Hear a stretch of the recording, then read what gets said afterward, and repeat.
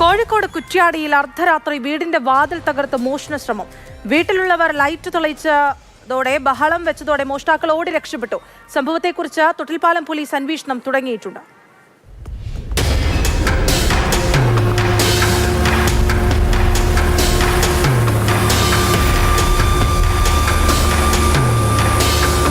കുറ്റ്യാടി മുള്ളൻകുന്നിൽ പശുക്കടവ് റോഡിൽ ഓലിക്കൽ ജോസിന്റെ വീട്ടിലാണ് ഇന്നലെ രാത്രി 12:15 മോഷണ ശ്രമം നടന്നത്.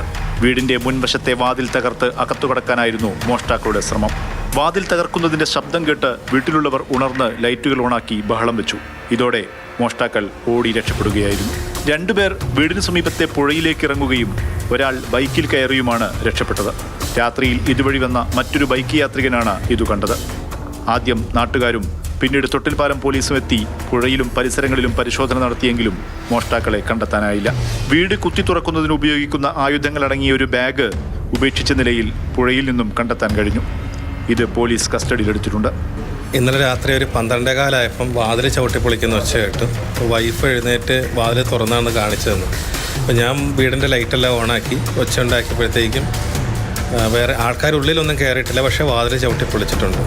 മലയോര മേഖലകളിൽ തുടർച്ചയായി മോഷണം നടക്കുകയാണെന്നും ശക്തമായ അന്വേഷണം നടത്തി മോഷ്ടാക്കളെ പിടികൂടണമെന്നും മരുതോങ്കര ഗ്രാമപഞ്ചായത്ത് പ്രസിഡന്റ് KM സതി ആവശ്യപ്പെട്ടു. ആക്രമണം എന്നുള്ള രൂപത്തിൽ തന്നെ ഇതിനെതിരെ പോലീസ് ശക്തമായ രൂപത്തിലുള്ള ഒരു നടപടി സ്വീകരിച്ചേ മതിയാവൂ. എന്നുവെച്ചാൽ ഇന്നിപ്പോൾ വലിയ പ്രയാസമാണ് നമുക്ക് ഇത്തരത്തിലുള്ള എന്നുവെച്ചാൽ വീടുകളിൽ സമ്പാദ്യമൊന്നുമില്ലെങ്കിൽ പോലും ആളുകൾക്ക് കിടന്നുറങ്ങാൻ പറ്റാത്ത അവസ്ഥയിലേക്ക് മാറുന്നുണ്ടോയെന്നും കൂടി നമ്മൾ സംശയിക്കേണ്ടിയിരിക്കുന്നു. അപ്പോൾ ഇതിനെതിരെ ജാഗ്രത പാലിക്കുന്ന രൂപത്തിലേക്ക് പോലീസിൻ്റെ ഭാഗത്തുനിന്ന് നടപടി സ്വീകരിക്കണമെന്നും കൂടി അഭ്യർത്ഥിക്കാം.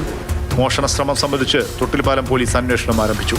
മോഷ്ടാക്കൾ ഉപയോഗിച്ചെന്ന് കരുതുന്ന ആയുധങ്ങളും പ്രദേശത്തെ CCTV ക്യാമറകളും കേന്ദ്രീകരിച്ചാണ് ആദ്യഘട്ടത്തിൽ അന്വേഷണം നടക്കുക.